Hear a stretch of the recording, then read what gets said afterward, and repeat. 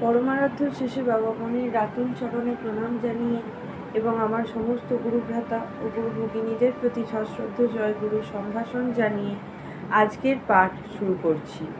ওম অখণ্ড সংহিতা বা অখণ্ড মণ্ডলেশ্বর শ্রী শ্রী স্বামী স্বরূপানন্দ পরমহংসদেবের উপদেশ বাণী চতুর্বিংশ খণ্ড। সত্যের সাধনা।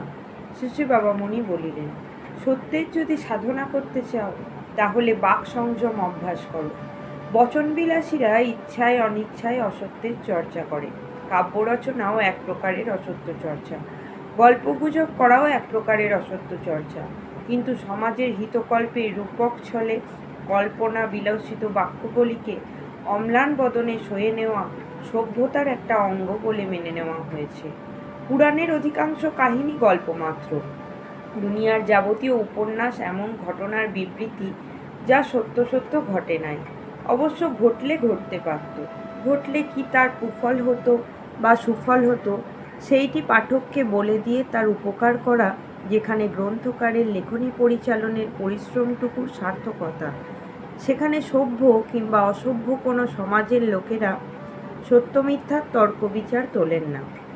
কিন্তু অধিকাংশ গল্প উপন্যাসই তরুণ মনে বিকাশ সৃষ্টি করে থাকে। সুতরাং তোমরা যারা সত্যের সাধনা করতে চাও তাদের এগুলি না পড়াই ভালো। প্রাণপণে চেষ্টা করো সত্যশীল হতে, প্রাণপণে চেষ্টা করো মিথ্যা বর্জন করতে, তাহলে ব্রহ্মচর্য তোমার পক্ষে সহজ হবে। সত্যশীলের জীবনে গোপনতার স্থান নেই। সে এমন কিছু গোপনও করে না যা অপরে দেখতে পেলে তার পক্ষে লজ্জার বা নিন্দার কারণ হতে পারে। মনে মনে বারংবার উচ্চারণ করো যে গোপনতাই দুর্বলতা, গোপনতাই পাপ। রাজনীতির কথা বলছি না। রাজনীতির পথে যারা পদসঞ্চারণ করেন তেমন লোকদের পরম দুর্ভাগ্য এই যে চরিত্রবত্তায় আদর্শস্থানীয় হওয়া সত্ত্বেও তাঁদিগকে অনেক সত্য গোপন করতে হয় এবং একটা মিথ্যাকে সমর্থন করে 5টা মিথ্যা বলতে হয়।